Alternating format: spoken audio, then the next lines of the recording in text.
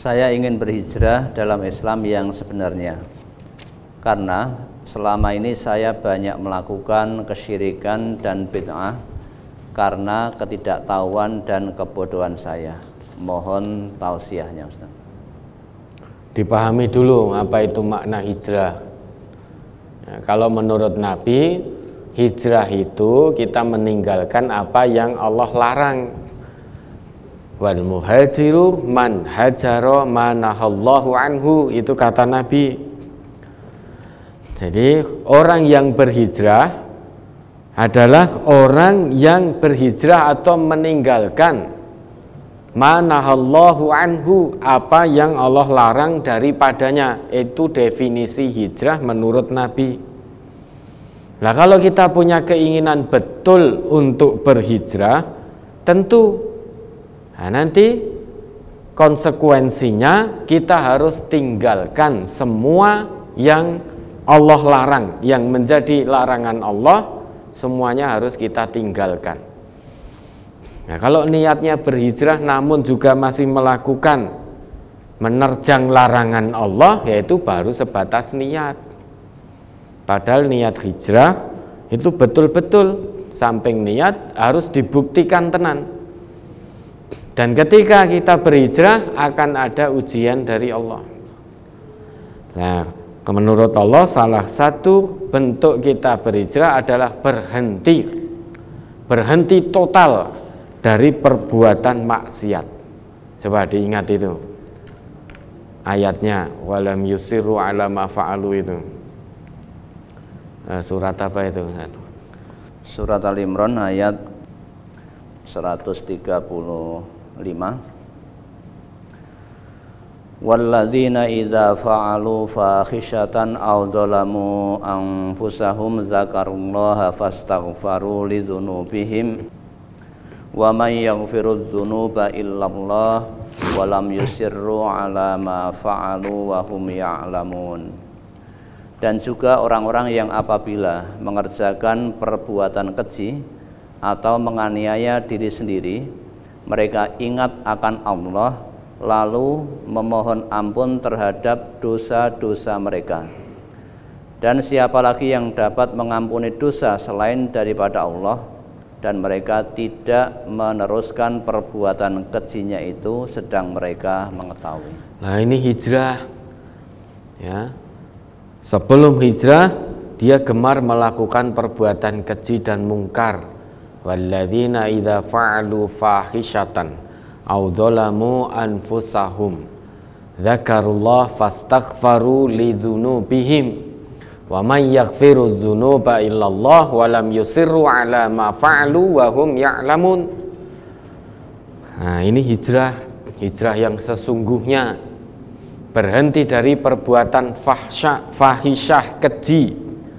Apa itu perbuatan keji? Yang namanya fahsyah itu perbuatan keji, kemaksiatan yang madorotnya tidak hanya menimpa dirinya sendiri namun juga menimpa orang lain. Seperti zina. Zina itu madorotnya tidak menimpa dirinya sendiri, orang lain pun juga tertimpa dengan perbuatan itu. Riba itu madorotnya juga tidak menimpa diri kita sendiri, namun orang lain juga tertimpa dari perbuatan riba, maka itu disebut fahisyah, perbuatan keji. Nah, menganiaya diri sendiri yaitu melakukan satu bentuk kemaksiatan kepada Allah yang mana perbuatannya itu menimpa, madorotnya menimpa diri sendiri. Itu namanya menganiaya diri sendiri. Artinya perbuatan mungkar, satu perbuatan yang tidak dituntunkan dalam agama. Itu melakukan satu perbuatan mungkar.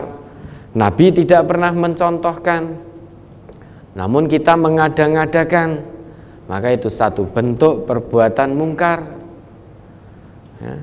Kemungkaran ini maupun kekejian yang kita lakukan, kalau memang betul ingin hijrah, tobat, maka berhenti.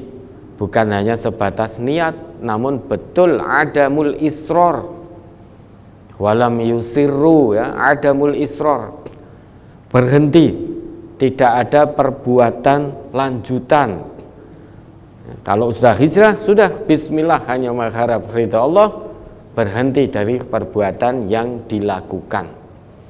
Nah, kalau itu dilakukan betul, berhenti, kemudian mengikuti perbuatan kejinya, perbuatan menganiaya dirinya, perbuatan mungkarnya, diikuti dengan berbuat baik sebanyak-banyaknya, insya Allah akan mendapati Allah Maha Penerima Tobat, Allah Maha Pengampun.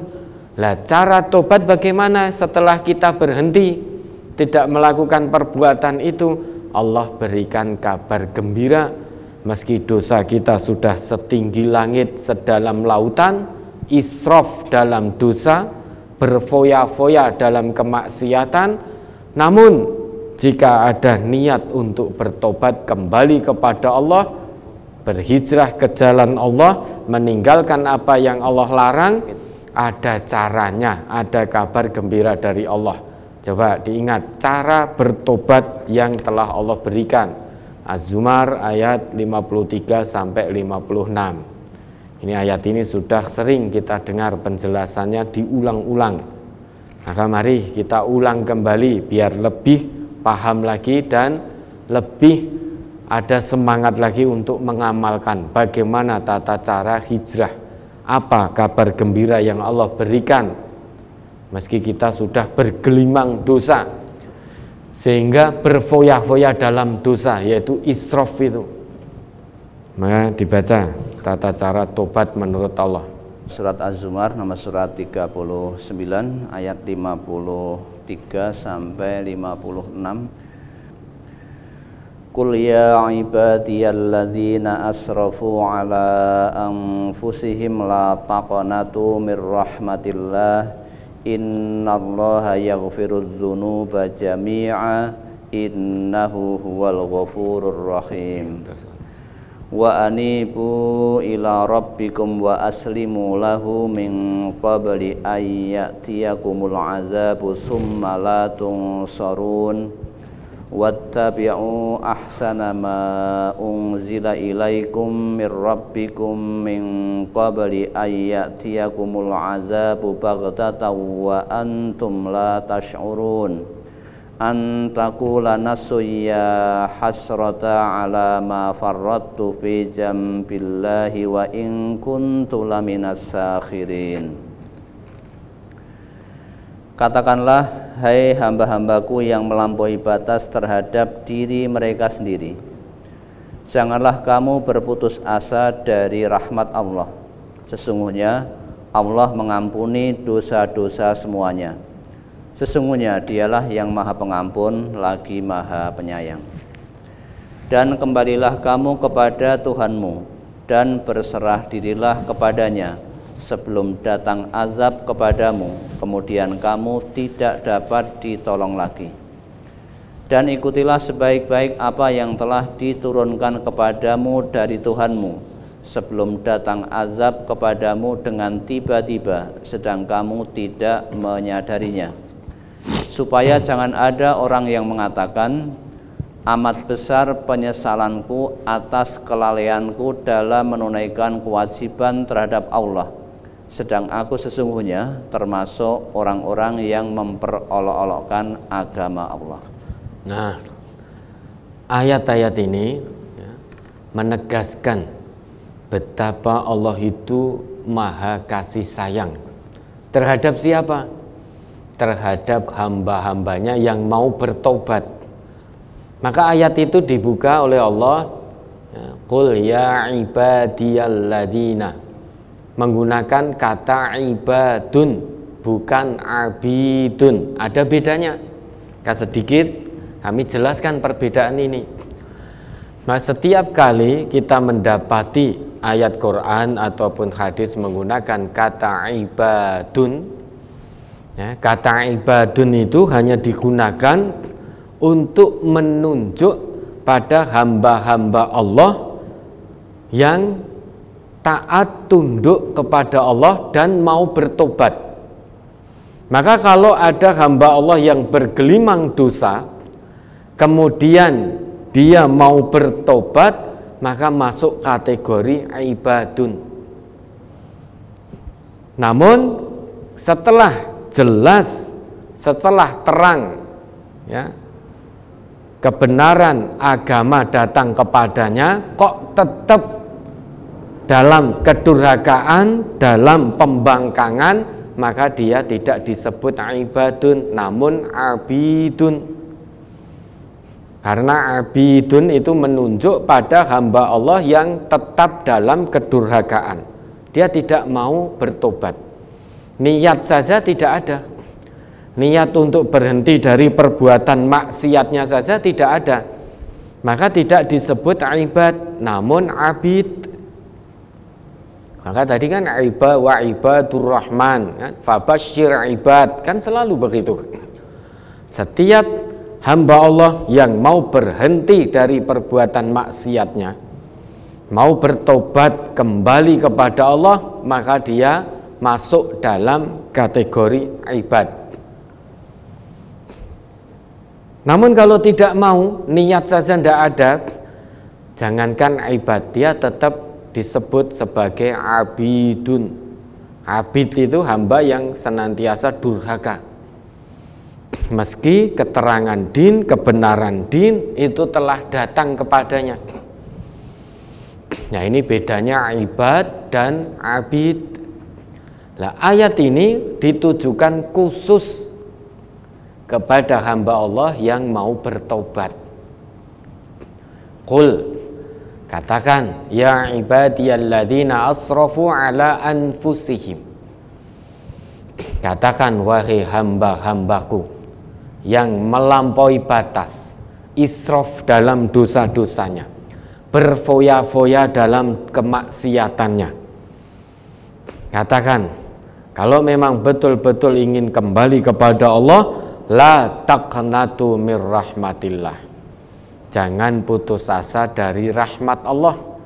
Meski dosamu setinggi langit,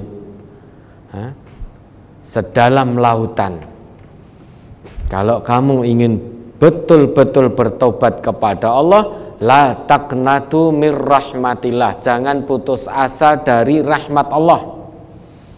Mengapa? Innallaha yaghfirudz dzunuba jami'an. Karena sesungguhnya Allah itu mengampuni semua dosa, kecuali dosa menyekutukannya. Apapun dosanya, kalau memang betul-betul ada niatan untuk bertobat, berhenti total. Jangan pernah mengulangi, jangan pernah dekat-dekat lagi.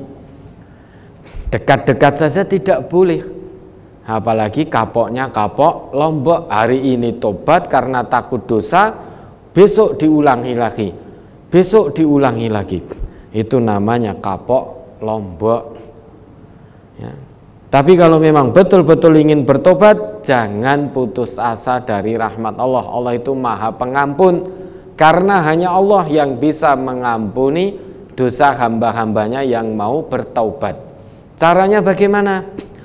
Wa anibu ila rabbikum, kembalilah kepada Rabbmu, kembali kepada ketetapan Rabbmu, tunduk patuh betul, jangan membangkang, jangan durhaka. Kalau memang betul-betul mau bertobat, kembali dengan sungguh-sungguh. Wa aslimu lahu. Cara kembali bagaimana? Buktikan kembali itu dengan penyerahan diri kepada Allah secara total, jiwa dan raga. Zahiran wa batinan, secara lahir, secara batin, serahkan jiwa raga kita kepada Allah dengan totalitas penuh, kafah betul, sungguh-sungguh betul, menyeluruh betul, jangan pilih-pilih. Ya, yang namanya tobat itu totalitas, penyerahan diri kepada Allah itu totalitas, jiwa raga. Jangan hanya setengah-setengah. Kalau setengah-setengah berarti belum totalitas. Ya, maka serahkan kembali kepada Rabbmu, kepada Allah. Ya, dibuktikan dengan penyerahan diri kepada Allah secara totalitas. Kalau baru sebatas lisan itu ya, belum ada buktinya. Kalau baru ini tuh betul ana, sekarang saya bertobat, itu baru sebatas lisan, maka perlu dibuktikan. Buktinya apa? Serahkan jiwa raga secara totalitas sebelum datang ya, min qabli ayyatiyakumul adzabu summa la tungsorun. Sebelum azab, sebelum datang azab kepadamu dan belum bertobat, tidak akan ditolong. Artinya sebelum datang kematian maka segera bertobat. Karena kalau kematian sudah di depan mata, nyawa sudah di kerongkongan, sekalipun kita mengucapkan sekarang aku bertobat, sekarang aku bertobat, maka tetap tertutup sudah pintu tobat. Maka mumpung Allah masih berikan kesempatan hidup, berhenti dari perbuatan maksiat, serahkan diri kepada Allah secara totalitas jiwa dan raga. Bukti bahwa kita telah menyerahkan diri secara totalitas kepada Allah jiwa dan raga, ayat selanjutnya, wattabi'u ahsana ma unzila ilaikum mir rabbikum min qabli ayyatiyakumul adzabu baghtatan wa antum la tash'urun. Buktikan penyerahan dirimu secara totalitas kepada Allah, buktikan dengan mengikuti ya, sebaik-baik yang Allah turunkan kepadamu, yaitu Al-Quran. Maka kalau pengen hijrah, pengen tobat kok tidak mau mengikuti Quran secara totalitas, maka hijrahnya belum terbukti. Hijrah itu butuh pembuktian, tobat itu butuh pembuktian, dan itu dibuktikan dengan mengikuti Al-Quran secara totalitas pula, secara kafah pula. Nah, maka kalau baru sebatas niat belum dilakukan, hati-hati. Hati-hati, jangan-jangan kita sudah punya niat namun belum kita buktikan dengan perbuatan. Bisa-bisa sebelum kita ikuti niat kita dengan perbuatan, jangan-jangan nanti azab Allah yang turun secara tiba-tiba sedang kita belum membuktikan niat kita ya. Maka hati-hati, kalau mau hijrah, tobat, segera ikuti. Jangan tunda besok pagi, jangan tunda esok hari. La tantadirus sobah wa antum fil masa. Kalau ingin hijrah, ingin tobat, jangan tunggu pagi hari sedang kamu berada di sore hari. Wala tantadirul masa wa antum fis sobah. Jangan tunggu sore hari untuk berbuat baik, untuk tobat, sedang kamu berada di pagi hari. Kalau nanti nunggu-nunggu, tiba-tiba Allah kirimkan malaikat mautnya untuk menjemput, pulang dalam keadaan belum bertobat karena masih menunggu tadi. Pagi masih maksiat, nanti saja nunggu sore saya tobat. Nah, ternyata siangnya sudah dipanggil Allah dalam keadaan belum bertobat. Na'udzubillah. Ya, maka orang bertobat itu ingin hijrah, tinggalkan apapun yang dilarang oleh Allah, berhenti total. Kemudian serahkan diri secara total kepada Allah jiwa dan raga. Caranya bagaimana? Ikuti Al-Quran secara kafah, jangan tebang pilih.